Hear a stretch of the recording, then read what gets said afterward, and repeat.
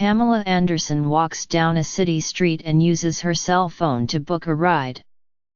Along the way, she passes a newspaper and street signs that say, "Hollywood sexual harassment scandal reaches new lows and U.S. senator accused of groping." When she gets into the car, she sees another sign that says, "Ride-hail drivers suspected of rape." The car doors lock, and the driver turns around and suggestively asks, "Shall we?" Just then, number Me Too pops up on her phone's screen. When you accept a ride from a ride-hail app, you also accept the risks that come with it, Ms. Anderson says in a voiceover. Many ride-hail companies consider their drivers third-party providers, so they don't have to accept any responsibility or accountability for their actions. Always ride responsibly. The 60-second ad, to be released Monday, is the third in a campaign introduced in 2015 by the National Limousine Association to promote Ride Responsibly, an initiative that encourages riders to think before you app. It is an attempt by the association to focus on allegations of attacks by drivers for ride-hailing companies like Uber and Lyft, which happen to be its competitors. In November, for instance, 2 women sued Uber, claiming their drivers raped them in separate cases in Florida and California. And last month an Uber driver in Beirut, Lebanon, was arrested in connection with the killing of Rebecca Dykes, a British diplomat. In September, when Transport for London, the agency that oversees that city's subways, buses, and taxis, declined to renew Uber's license to operate there, it said that Uber's approach and conduct demonstrate a lack of corporate responsibility in relation to a number of issues.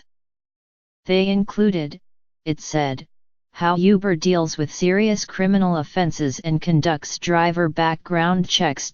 Although Ms. Anderson said the new ad was aimed at young ride-hailing customers, Scott Salambrino, a founder of the National Limousine Association and the chief executive of Dav/Boston Coach, said it was also directed at corporate travel managers. He said these managers might not understand the risk factors of using companies like Uber and Lyft, which he said were trying to move into the corporate space.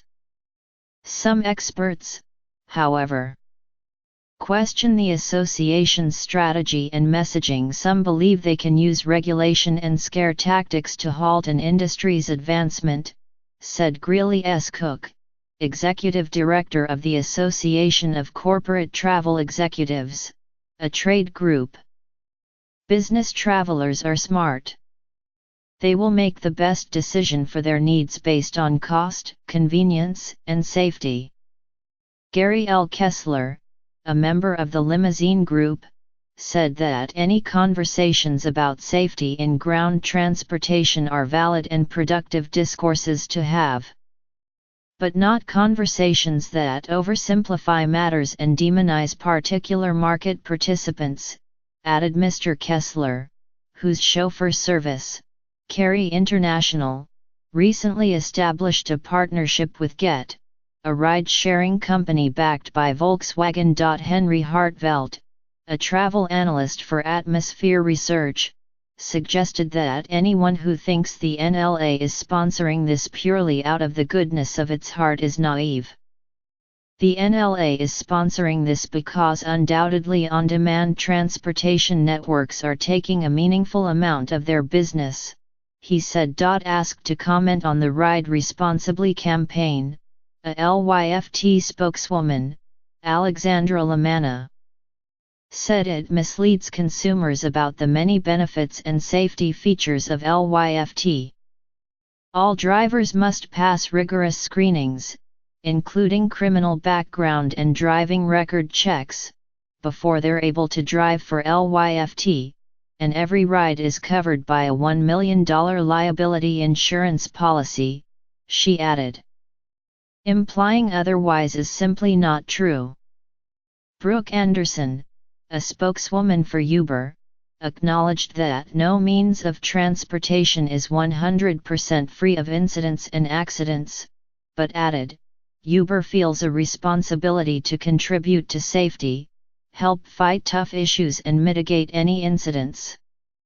Among the measures that Uber uses to promote these efforts, she said, are logging the driver's information and making it available to the rider to verify the right car, tracking every trip with GPS technology, screening drivers, and offering a feature that lets riders and drivers send details of their trips to others who can monitor them. The first video by the campaign, in 2015, was animated and did not involve Ms. Anderson.